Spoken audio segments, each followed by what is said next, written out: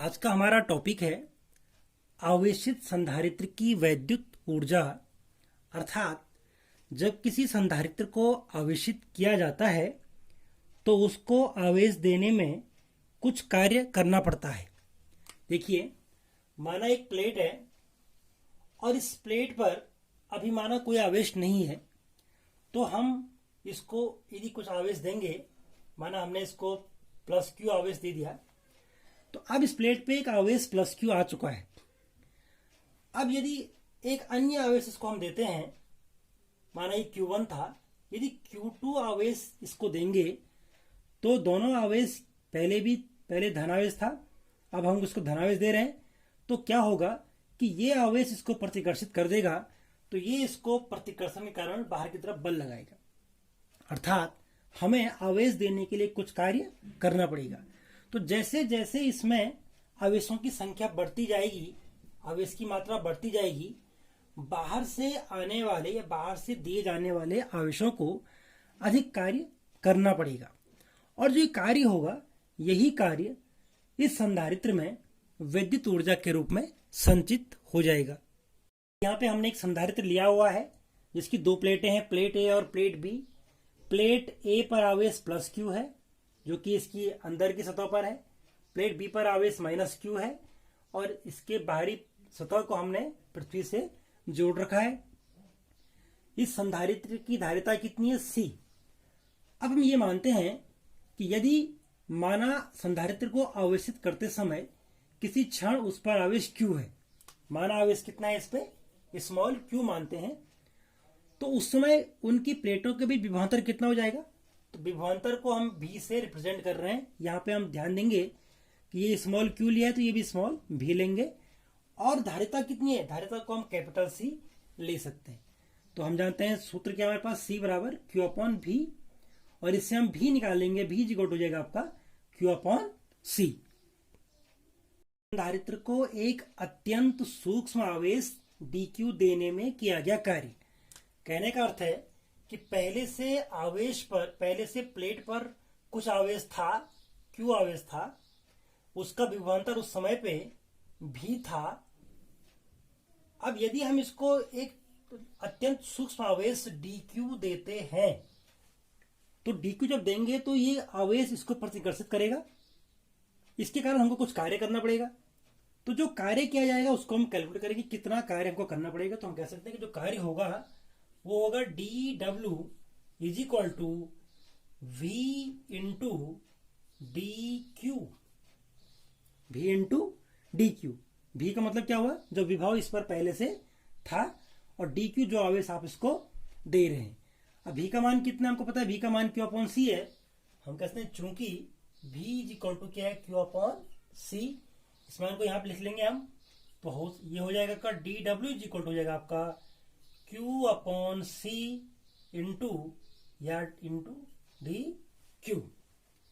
तो ये क्या हो गया आपका, जब आपने सूक्ष्म आवेश दिया तो तब कार्य कितना हो गया, q अपॉन c, इसको लिखते हैं हम 1 upon c q into dq। ये हमको प्राप्त हो गया dw is equal to q upon capital C into dq। ये हो गया समीकरण नंबर 1। ये पहली समीकरण हमको प्राप्त हो गई। ये क्या है? ये वो कार्य है जबकि हमने इसको कितना आवेश दिया, dq आवेश दिया। अतः संधारित्र को शून्य से q आवेश देने में किया गया कार्य।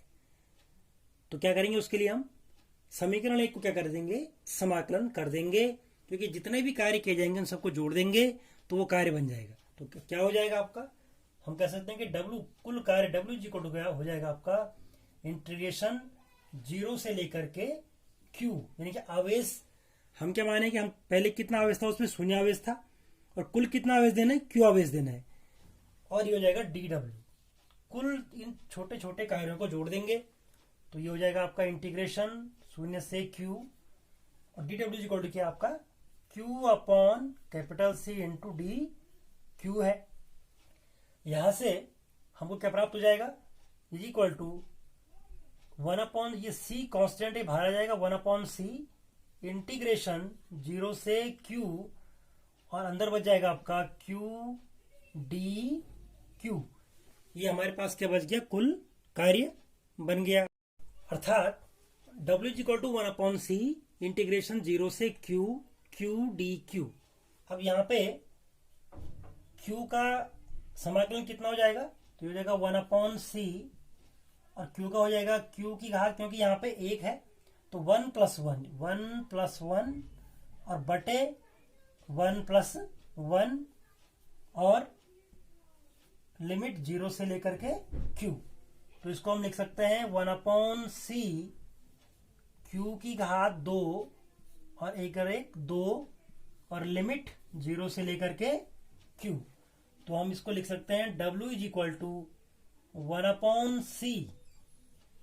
अब एक बार Q का मान कैपिटल Q रखना है तो ये हो जाएगा आपका Q की घात 2/2 माइनस, एक बार Q का मान 0 रखना है तो 0 की घात 2/2। तो आप लिख सकते हैं 1/c Q square upon 2 minus 0 हो जाएगा। यह हो जाएगा 1/c Q स्क्वायर अपॉन 2 हो जाएगा।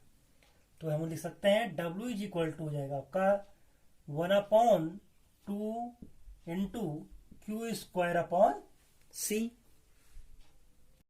अब चूंकि Q इज इक्वल टू क्या होता है, Q इज इक्वल टू होता है आपका, देखिए C, पहले C को पता होना चाहिए कि C इज इक्वल टू, तो C इज इक्वल टू होता है Q अपॉन V, इसलिए Q इज इक्वल टू क्या हो जाएगा, C इंटू V हो जाएगा। इसका मान हम इस में रखेंगे तो क्या प्राप्त हो जाएगा हमको, हम कह सकते हैं W इज इक्वल टू हो जाएगा आपका 1/2 और Q की जगह हो जाएगा C V का स्क्वायर अपॉन C, यानी कि 1/2 C square V square upon C, इसे कैंसिल, तो 1/2 C V स्क्वायर। तो W का मान कितना प्राप्त हो गया, 1/2 C V स्क्वायर। तो दो मान हमको प्राप्त हो चुके हैं, W is equal to Q square upon 2C और 1/2 CV स्क्वायर। इसमें भी यदि हम C का मान रख दें तो हम जाते हैं, चूंकि C इज इक्वल टू होता है Q अपॉन V, तो ये मान इसमें रखेंगे तो ये हो जाएगा आपका W is equal to 1/2 Q upon V into V square, इसे कैंसिल, तो होगा 1/2 QV। तो हम कह सकते हैं कि W is equal to, W के 3 Q square upon 2C is equal to 1/2 CV square और 1/2 QV, ये मान हमको प्राप्त हो गए। अब जो ये कार्य है, यही कार्य संधारित्र की वैद्युत स्थिति ऊर्जा के रूप में संचित हो जाता है। अतः संधारित्र की स्थिति ऊर्जा कितनी हो जाएगी, तो हो जाएगा जितना ही W था, जितना कार्य था उतना ही हो जाएगा। तो कितना हो जाएगा, Q स्क्वायर अपॉन 2C या 1/2 CV स्क्वायर अथवा 1/2 QV। तो इस प्रकार से हमने क्या निकाल लिया कि किसी संधारित्र की कुल स्थितिज ऊर्जा कितनी होती है।